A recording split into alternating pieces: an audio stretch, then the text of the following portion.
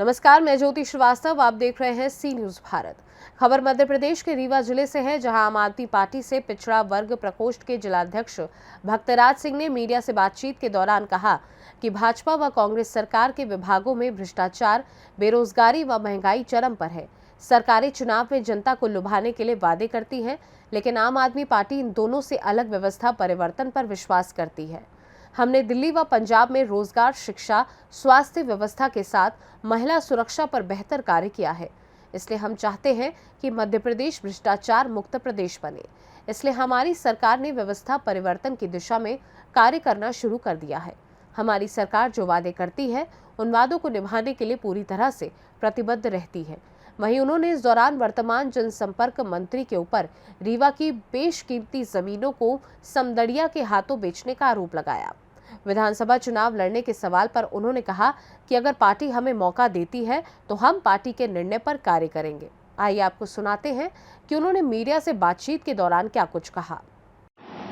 आप रीवा जिले में शिक्षा, स्वास्थ्य, रोजगार और सड़क सुरक्षा पर क्या कहना चाहेंगे, क्या स्थिति देखते हैं? हमारे हिसाब में जहाँ तक हम लोग अपने रीवा विधानसभा का भ्रमण किए हैं, लोगों के पास गए हैं, तो हमें ये लगता है कि अगर देखी जाए तो जो मुख्य सड़कें हैं जिनमें सभी लोगों की नज़रें होती हैं, तो उनको बनाया गया है, चाहे 10 बार तोड़ के बनाया गया हो, उसकी कोई बात नहीं मैं करूँगा। लेकिन मैं ये कहना चाहता हूँ कि मोहल्लों की सड़कें और जो गांवों की सड़कें हैं, उनकी स्थिति तो हमारे ख्याल में चलने लायक है नहीं कि कोई आदमी वहाँ पर साइकिल से भी चल पाएगा। बहुत सारी सड़कें ऐसी हैं कि जिनमें पैदल चलना मुश्किल है। इसी बात की गारंटी अरविंद केजरीवाल मध्य प्रदेश में दिल्ली और पंजाब के मॉडल को लागू कर रहे हैं। क्या कुछ गारंटियां हैं आपकी?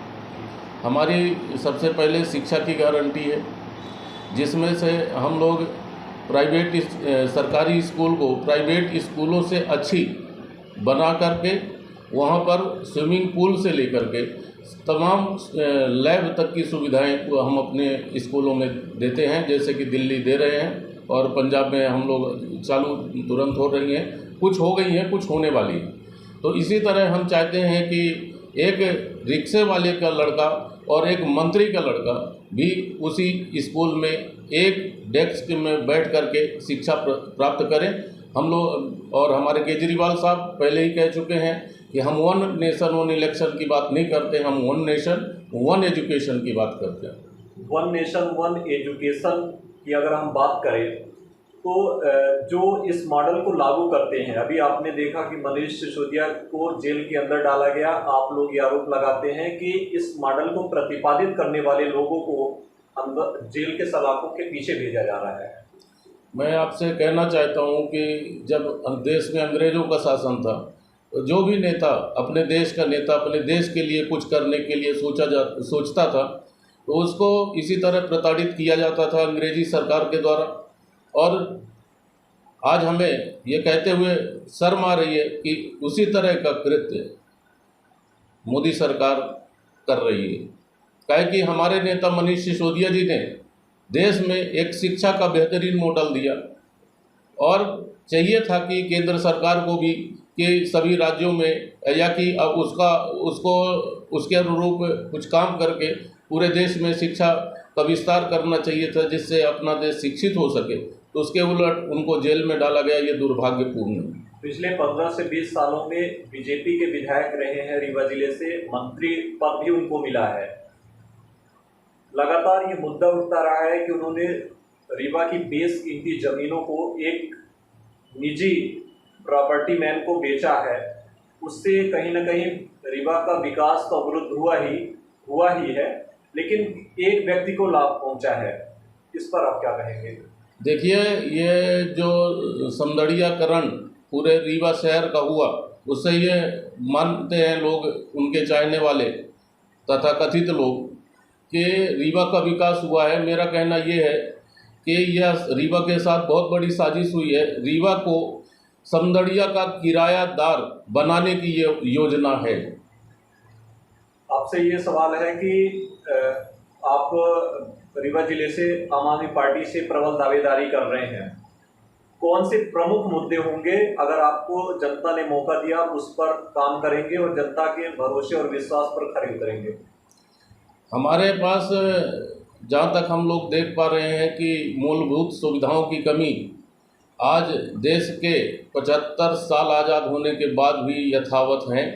हाँ, कांग्रेस के टाइम में ज़्यादा रही है, बीजेपी ने उसको थोड़ा बहुत सुधारा, लेकिन जो काम होने चाहिए थे शिक्षा को लेकर के वो बिल्कुल नहीं कर पाए। आज अगर आप देखें तो रीवा शहर में कुछ सरकारी स्कूलें हैं जिनका ठीक ठाक हम कह सकते हैं, लेकिन वो भी हमारे मानक के अनुरूप नहीं है। लेकिन गांवों में पोजीशन ये है, मोहल्लों में वार्डों की जो स्कूलें लग रही हैं तो उनमें आज भी उस तरह की बिल्डिंग में कैसे शिक्षा लोग देते हैं और कैसे बच्चे उसमें पढ़ते होंगे ये हम सोच नहीं सकते हैं। और अस्पताल स्वास्थ्य की बात अगर करें तो सुपर स्पेशलिस्ट हमारे मंत्री जी बता रहे हैं कि हमने बनवाया, हम स्वास्थ्य की सुविधा बढ़ाने का काम किए हैं। तो मैं ये कहना चाहता हूँ कि जो भी आम आदमी वहाँ पर इलाज कराने गया होगा उसको अच्छी तरह से पता है कि वहाँ की क्या व्यवस्थाएं हैं। कोई भी दवाई मतलब बाहर से अगर नहीं ले आए तो वो इलाज नहीं करवा पाएगा। जिला एक है लेकिन उसकी तस्वीर दो है। तो इस तरीके से है कि एक तरफ विकास मॉडल की बात हो रही है, दूसरी तरफ सुअर पशुपालक हैं और बिजली विभाग में जो करप्शन है उसमें आप ही के साथी कई महीनों से धरने पर बैठे हैं। आपको क्या लगता है कि प्रशासन और शासन के कामों में जों क्यों नहीं रेंग रहा है? देखिए, यहाँ की जो सरकार, भाजपा की सरकार 20 सालों से बैठी हुई है, तो ये सब उनके संरक्षण में अधिकारी काम कर रहे हैं। यहाँ नियम कानून का कोई मतलब नहीं रहा है। जो मंत्री चाहते हैं, जो विधायक चाहते हैं भाजपा के, वही काम हमारे अधिकारी कर रहे हैं। तो ये बेहद ही शर्मनाक है। और हमारी पार्टी मात्र बिजली विभाग का मुद्दा नहीं है, सभी विभागों में यही हाल है। तो अभी हम लोग इसके लिए बीच बीच आवाज़ उठाते रहे हैं और अपनी सरकार बनते ही सभी ये भ्रष्टाचार के मुद्दे तो ख़त्म हो जाएंगे, ये हमें पूरा भरोसा है। हम लोगों ने दिल्ली में किया, पंजाब में किया है, तो एमपी में भी करेंगे, जरूर करेंगे। रीवा में अरविंद केजरीवाल जी की सभा के बाद सियासत में परिवर्तन हुआ है और तमाम पार्टियों की चिंताएं बढ़ गई हैं। क्या कुछ परिवर्तन देख रहे हैं आप उनके आने के बाद? उनकी चिंता बढ़ना स्वाभाविक है। काहे कि देश में मात्र एक नेता श्री अरविंद केजरीवाल जी हैं जिन्होंने भ्रष्टाचार खत्म करने की बात की। रीवा में अरविंद केजरीवाल जी की सभा के बाद सियासत में परिवर्तन हुआ है और तमाम पार्टियों की चिंताएं बढ़ गई हैं। क्या कुछ परिवर्तन देख रहे हैं आप उनके आने के बाद? उनकी चिंता बढ़ना स्वाभाविक है। काहे कि देश में मात्र एक नेता श्री अरविंद केजरीवाल जी हैं जिन्होंने भ्रष्टाचार खत्म करने की बात की, व्यवस्था परिवर्तन की बात की, जिन्होंने बताया कि अधिकारी जनता का नौकर होता है, जनता अधिकारी का नौकर नहीं होती है।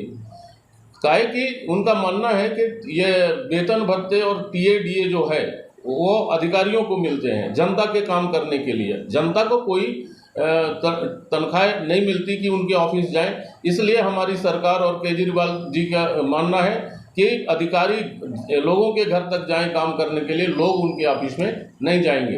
हम लोग इस परिवर्तन के पक्षधर हैं और दिल्ली किए हैं, पंजाब किए हैं, और एमपी की जनता अगर मौका देती है तो निश्चित ही यहाँ भी काम ऐसा ही होगा।